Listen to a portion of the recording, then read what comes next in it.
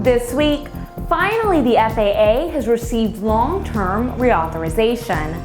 Boeing addresses fuselage problems on the Dreamliner, and the DoT says that the controller shortage is real.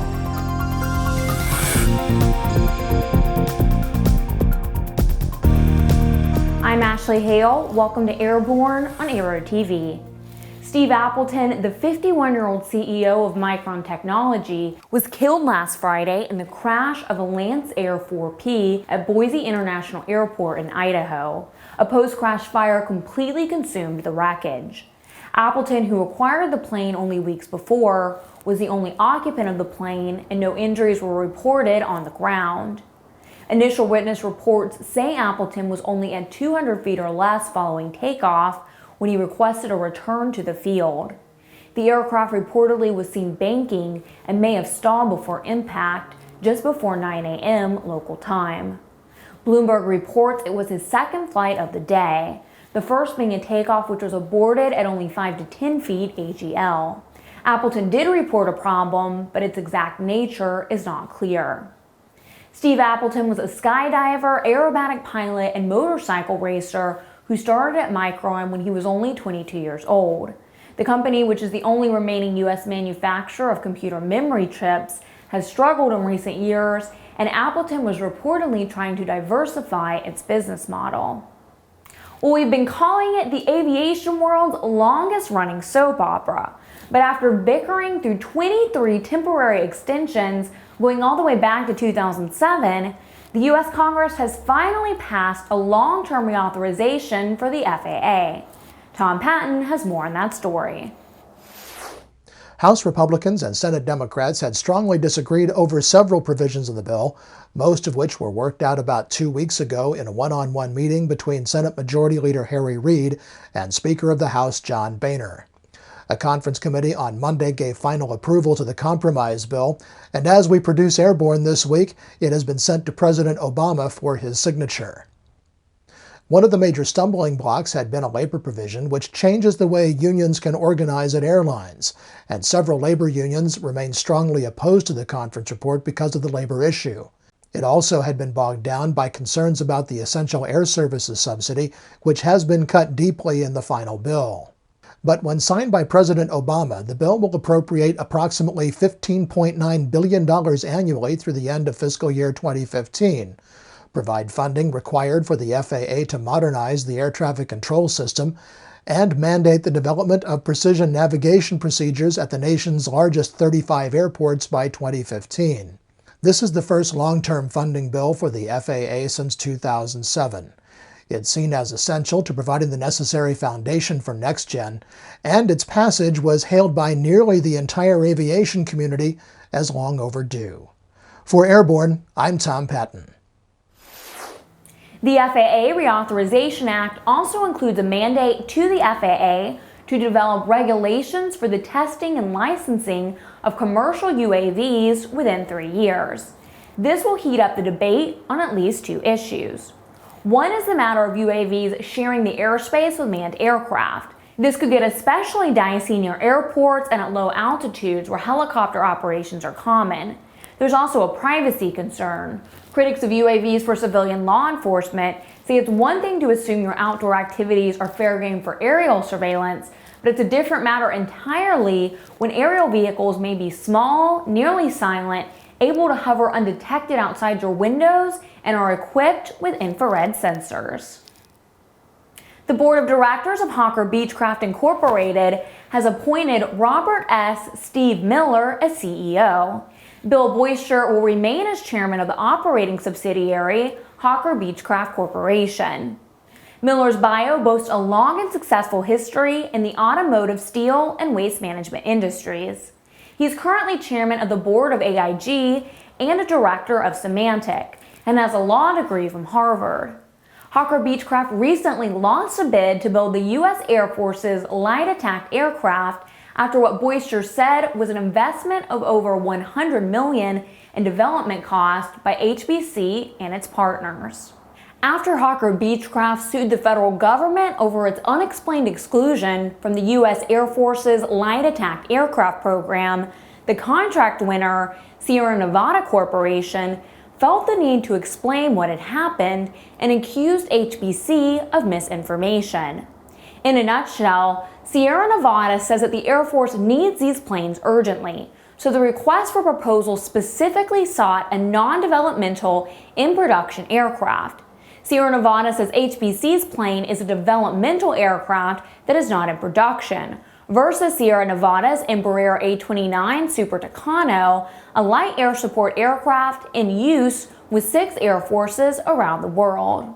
Retired Brigadier General Taco Gilbert, now a VP at Sierra Nevada, adds, quote, "Unbelievably, this is the second time that Hawker Beechcraft has prevented a light air support aircraft that has been thoroughly evaluated by our military from going forward to support our troops in need."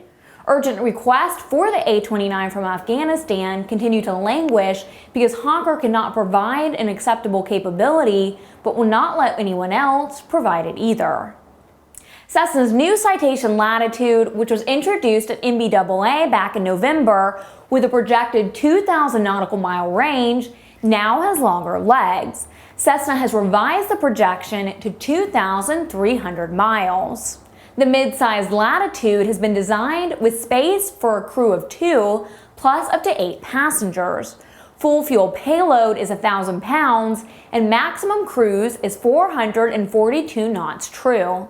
The plane is expected to take off of runways as short as 3,900 feet and climb direct to 43,000 feet in 23 minutes. First flight is expected in mid-2014, with FAA certification and entry into service the next year. MSRP is $14.9 million. Boeing says problems discovered in the aft fuselage of some of its 787 Dreamliners are being corrected, and that the repairs will not affect the airplane's production schedule. Reuters cites a Boeing email statement and reporting that incorrect shimming has been discovered on support structures in the aft fuselage of some Dreamliners. Spokesperson Scott LeFaber said that there are no short-term safety concerns and that the planned production rate increase would go forward as planned. He did not disclose how many of the airplanes were affected by the problem. A couple of years ago, NATCA, the controllers union, was relentless in warning that the FAA wasn't keeping up with retirements of its air traffic controllers, and it sounded mostly like hype. But now the DOT's Inspector General is raising a similar concern. The IG's office conducted its review at the request of Congress. It identified 21 critical facilities. It found that enhanced oversight of staffing and training is needed to maintain continuity of air traffic operations. Compared to other facilities, the critical ones have higher rates of retirement eligibility, controllers in training, and training attrition. In 15 of 21 critical facilities, there was a higher percentage of controllers in training than the national average of 25%. And between 2008 and 2010, there was a trainee attrition rate of nearly 40% at critical facilities. The IG says that the shortage will worsen as the FAA begins deploying next-gen technologies, and adds the FAA has concurred or partially concurred with all 5 of its recommendations to address the shortage.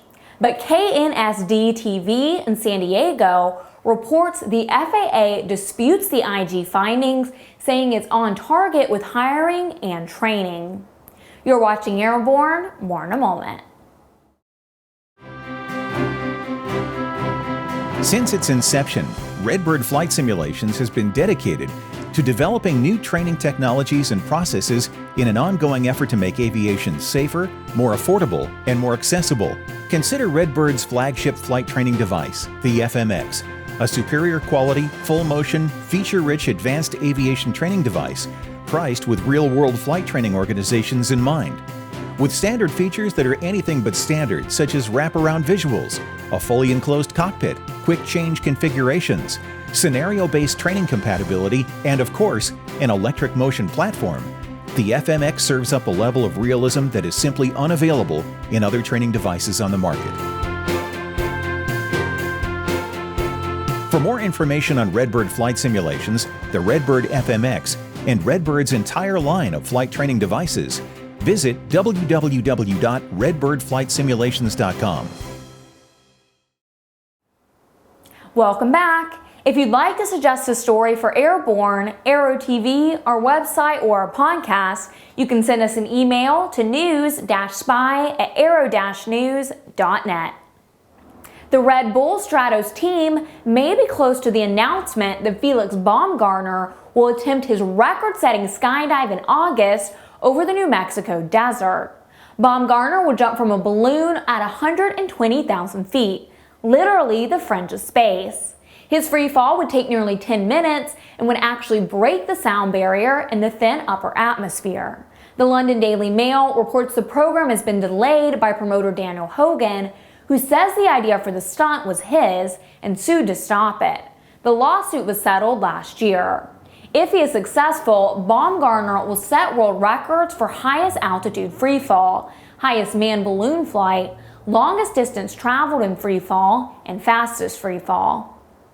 SpaceX reports it has successfully test-fired Super Draco, an advanced version of the Draco engines used to maneuver the company's Dragon spacecraft. CEO Elon Musk explains, quote, "These engines will power a revolutionary launch escape system that will make Dragon the safest spacecraft in history and enable it to land propulsively on Earth or another planet with pinpoint accuracy." The Dragon, which is currently being tested as an unmanned cargo capsule, is intended to eventually shuttle crews to and from the International Space Station. 8 Super Draco engines built into Dragon sidewalls will produce up to 120,000 pounds of axial thrust to carry astronauts to safety should an emergency occur during launch. Last April, NASA awarded SpaceX $75 million to begin development of the escape system. Now, less than 9 months later, SpaceX engineers have already designed, built, and tested the engine. At a time when declining tax revenues in California threaten the state with a cash flow crisis, aviation business advocates are warning a lawsuit against the leaded avgas supply chain in the state could devastate the aviation business. Writing in the Long Beach Business Journal, Sean Belk notes that the lawsuit by the Center for Environmental Health, which claims the producers and retailers of 100LL have violated state law by failing to warn the public about health concerns, could bring significant civil penalties against the businesses. NATA President James Coyne told industry officials the lawsuit is a form of legal abuse, since the suppliers of avgas are often required under lease agreements to provide the fuel to general aviation aircraft users. NATA is fighting the suit on behalf of the defendants and has asked the FAA to get involved, but so far the agency has declined. FTA Flight Training Adelaide has contracted with Diamond Aircraft for the purchase of up to 26 DA-40 aircraft to be based at Para Field, Australia. The first 4 of 8 2012 deliveries will be made mid-year, with options for 18 more in 2013 and 2014. The single-engine DA-40s replace FTA's aging single-engine Cicada TB-10s and Grobe 115s. The flight school already has 7 DA-42 L360s. More than 70 general aviation leaders and regulatory executives concluded a successful 2.5-day avionics rotorcraft forum last week at the Aircraft Electronics Association International Headquarters. Participants discussed the challenges and opportunities in the certification and installation of new avionic technologies in the rotorcraft market. And the forum opened the lines of communication between industry and the FAA's Rotorcraft Directorate. AEA VP Rick Perry moderated the forum and says, quote, "We had a highly successful opening meeting, which created free dialogue between the Rotorcraft Directorate and industry. Each participant walked away with a better understanding and appreciation of each other's challenges in satisfying customer needs and promoting aviation safety." Links to presentations made at the forum are available online in both PowerPoint and PDF format. Get details at aea.net. The group has agreed to meet again in August. A wide range of aviation stakeholders have come together to tell European regulators their fees are unreasonably high and a major drag on the industry in Europe. Even though the letter focuses on exorbitant general aviation costs, it has gained support from IATA and even Airbus. The signatories, which include IAOPA, EBAA, and the Association of European Airlines and Rolls-Royce, point to EASA's labor charge of over 246 euros per hour, or about $326 US, as a glaring example of why the agency needs to get its cost under control. IAOPA's Martin Robinson says the widespread support from all segments of aviation will make the letter, quote, very difficult for EASA and the European Commission to ignore. From GA's standpoint, we've always said that none of EASA's major overheads, big offices, large staffs, would be necessary if all the organization existed solely for the regulation of GA. So it's unfair that GA should be forced to pay such significant sums towards those overheads. Most retired large aircraft wind up salvaged and scrapped or sitting in desert boneyards, but one old 727 is going to be buried under the Mojave Desert as a work of art. ANN's Paul Plack has more on this unusual story. Ashley, Chris Buchel is a Swiss artist known for a style which involves art you step into and which isolates you from the outside world to allow contemplating social and political themes. In 2005, he turned a renowned exhibit space in a renovated historic Swiss building into an exhibit called Hole, which literally required crawling through a hole in a wall to view provocative exhibits like a psychotherapist's treatment room and an exploded tour bus spread out as if the crime was under investigation. In Boron, California, Buchel has just obtained Planning Commission approval to bury an old 727 38 feet below the floor of the Mojave Desert, connected to a parking lot by a 400-foot tunnel. Visitors will be limited to 15 per week, one at a time. The artist is known for hyper-realism, but this airliner will be different in at least two ways from actual airline travel. One, it'll be quiet. And two, you won't get frisked before entering the jetway. It's not clear when the exhibit will open, exactly what emotions it's intended to evoke, or how permanent it will be. For Airborne, I'm Paul Plack. In just a moment, we have a special guest for our weekly barnstorming commentary, and he may have some answers for the high dropout rate of flight school students. I'm Ashley Hale, and you're Airborne on Aero TV. The DFC-90 all-digital attitude-based autopilot delivers significant performance and safety improvements over previous generation systems. Its innovative flight envelope protection guards against autopilot-induced stalls, and the straight and level mode provides one-button recovery from unusual attitudes for an added measure of safety. Immensely popular within the Cirrus community, the DFC-90 is now being made available for a growing list of aircraft including Piper Matrix and Mirage, Cessna 182s, and Beech Bonanzas and Barons. Fly with confidence. Fly with DFC-90. Thanks for joining us. It's time for this week's barnstorming commentary. Hi, my name is Dion Godey, founder of Evolution Aviators. What I wanted to talk about today is kind of a hot topic amongst flight instructors and in general aviation is the 85% dropout rate we're seeing amongst students who start flying. You know, I know that it's not a good number, it's a negative number, but, you know, a little bit of positive we can take away from that is that at least that 85% of people are coming in the door. We just have to figure out a better way to keep them in the door.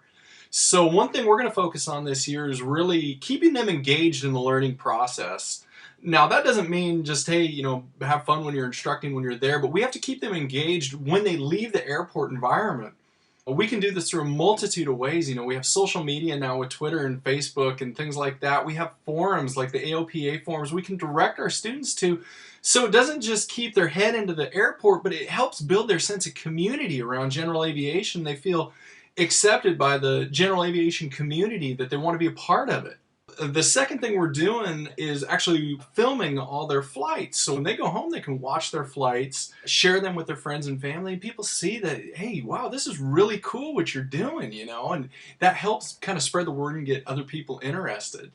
The last thing I think we can do to help improve on this is a whole make it cool to be a pilot again. You know, I mean, we are flying such cool airplanes, fast G1000 airplanes. We got to let other people know what these things can do, and then, you know, hey, they're safe and you can do this too. We got to make it fun and people don't feel overwhelmed with the whole process. We got to make it fun for them to get into it.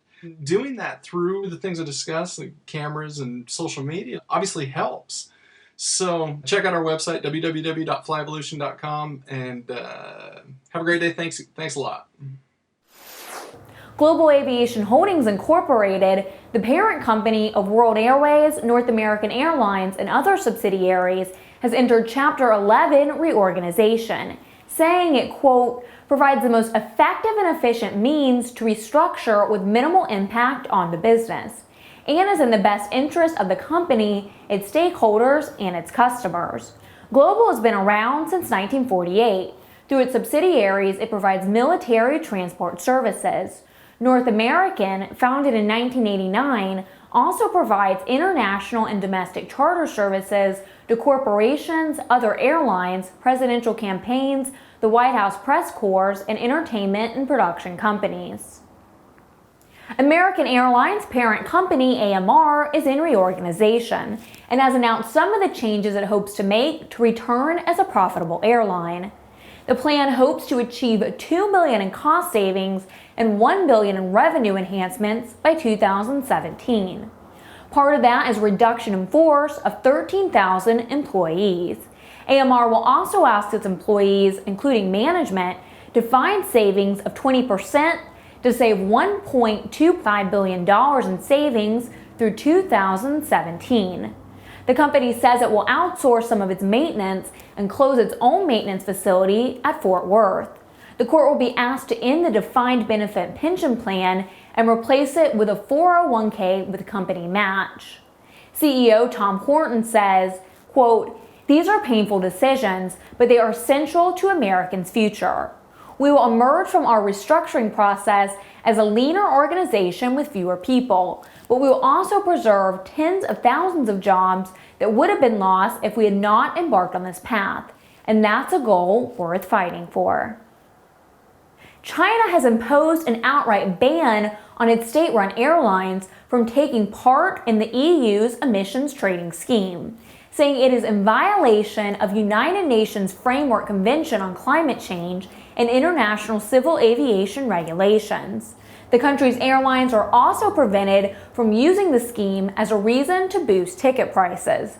Despite the tough rhetoric from many nations against the new fees, China Air Transport Association VP Chi Haibo adds, I believe all sides can negotiate and find a solution. In theory, the new fees took effect January 1st for all foreign carriers using European Union airspace, but the bills won't come due until early next year. Each week, we share with you a sample of an online video one of our viewers thought was especially entertaining. We call it AVW, the Aero Video of the Week.